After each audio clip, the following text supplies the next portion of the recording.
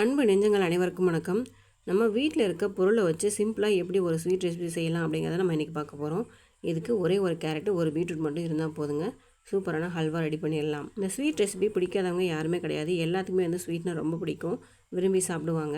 Carrot beetroot பிடிக்காத குழந்தைங்களுக்கு இந்த மாதிரி செஞ்சு கொடுத்து சாப்பிட பழக்கிட்டீங்க அப்படின்னா இனிமேல் வந்து கேரட் பீட்ரூட் நீங்கள் பொரியல் செஞ்சு கொடுத்தா சாப்பிட ஆரம்பிச்சிருவாங்க. உங்கள் வீட்டுக்கு வர கெஸ்ட்டுக்கும் சம்மரில் லீவ் விட்ட குழந்தைங்களுக்கும் இந்த மாதிரி ஒரு ஹெல்த்தியான ஸ்வீட் ரெசிபி செஞ்சு கொடுங்க, யாருமே வேணான்னு சொல்ல மாட்டாங்க. இப்போ ஒரு கேரட்டு ஒரு பீட்ரூட் எடுத்துகிட்டு நல்லா வாஷ் பண்ணிவிட்டு தோலெல்லாம் நல்லா சீவி எடுத்துக்கோங்க. கடையில் போய் அதிகமாக செலவு பண்ணுறத விட இந்த மாதிரி வீட்டில் இருக்கிற பொருளை வச்சே நீங்கள் ஈஸியான ஸ்வீட் ரெசிபி செஞ்சு கொடுக்கலாம். உங்கள் குழந்தைங்களும் விரும்பி சாப்பிடுவாங்க. கேரட் பீட்ரூட் சாப்பிட்றனால உங்கள் ஹீமோக்ளோபின் லெவல் வந்து அதிகமாகுது அப்படிங்கிறது மட்டும்தான் தெரியும்.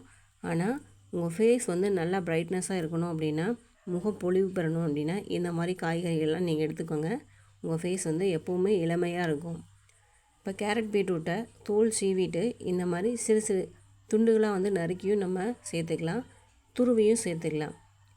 மிக்சியில் போட்டு தான் அடித்து எடுக்க போகிறோம். அதனால சின்ன சின்ன பீஸாக கட் பண்ணிவிட்டு மிக்சியில் போட்டு நல்லா நைஸாக அரைச்சி எடுத்துக்கோங்க.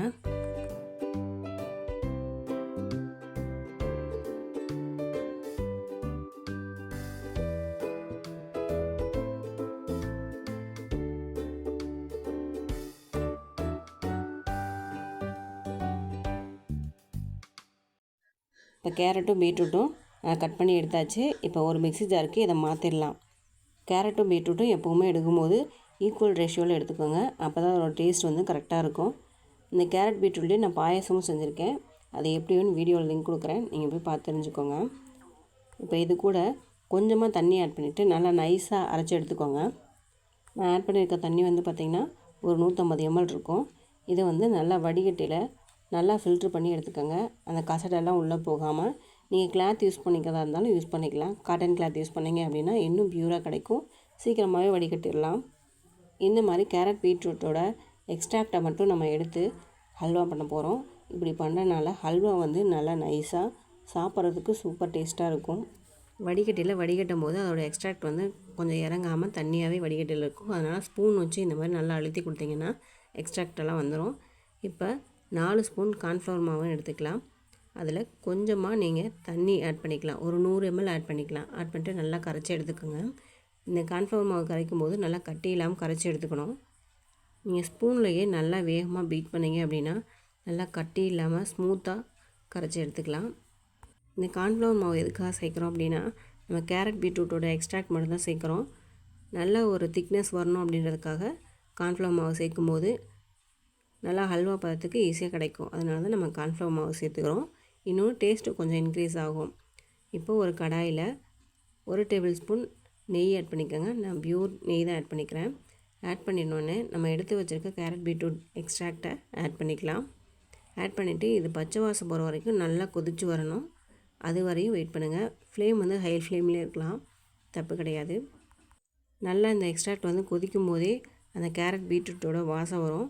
அடி பிடிக்காமல் இருக்கிறதுக்காக நல்லா ஒரு கரண்டி வச்சு நல்லா கிண்டிகிட்டே இருங்க.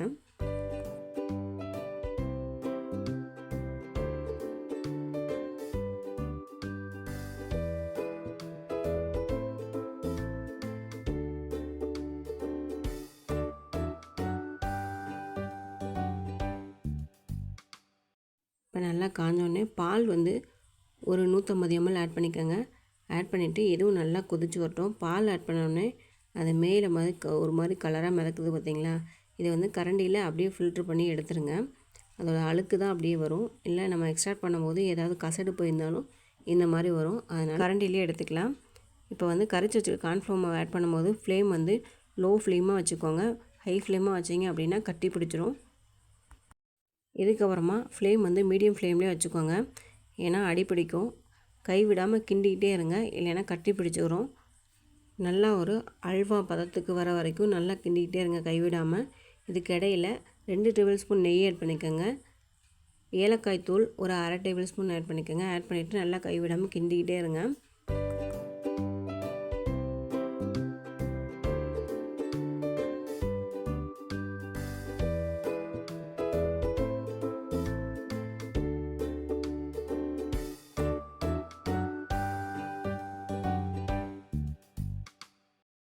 பார்த்திங்கன்னா ஓரளவுக்கு நல்லா கெட்டியாகிடுச்சு. இந்த ஸ்டேஜில் நமக்கு தேவையான ஸ்வீட் வந்து ஆட் பண்ணிக்கலாம். நீங்கள் நாட்டு சர்க்கரையும் ஆட் பண்ணிக்கலாம், ஒயிட் சுகரும் ஆட் பண்ணிக்கலாம். முடிஞ்ச வரைக்கும் ஒயிட் சுகரை வந்து அவாய்ட் பண்ணிக்கோங்க குழந்தைங்களுக்கு கொடுக்கும்போது. ஒரு 200 கிராம் சர்க்கரை வந்து நான் ஆட் பண்ணிக்கிறேங்க. ஏன்னா ஒரு கேரட் ஒரு பீட்ரூட் தான் எடுத்திருக்கேன். சர்க்கரை கரைஞ்சதும் இறக்கிடலாங்க. அவ்வளோதான், சூப்பரான ஒரு கேரட் பீட்ரூட் ஹல்வா வந்து ரெடி ஆகிடுச்சு. இப்போ நம்ம இலையில் வந்து அதில் ட்ரான்ஸ்ஃபர் பண்ணிக்க போகிறோம். ஹல்வா வந்து அடுப்பில் இருக்கும்போது நீங்கள் வந்து நட்ஸ்லாம் நெய்யில் வறுத்து ஆட் பண்ணிக்கலாம். நான் வந்து இறக்குனதுக்கப்புறமா நெய்யில் வறுத்து ஆட் பண்ணிக்க போகிறேன்.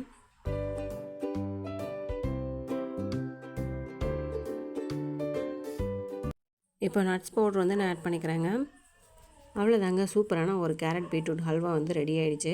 எல்லோரும் கேரட் தனியாக பீட்ரூட் தனியாக தான் செஞ்சு பார்த்துருப்பீங்க. இந்த மாதிரி ஒரு டைம் செஞ்சு பாருங்கள். டேஸ்ட் வந்து வேறு லெவலில் இருக்கும்.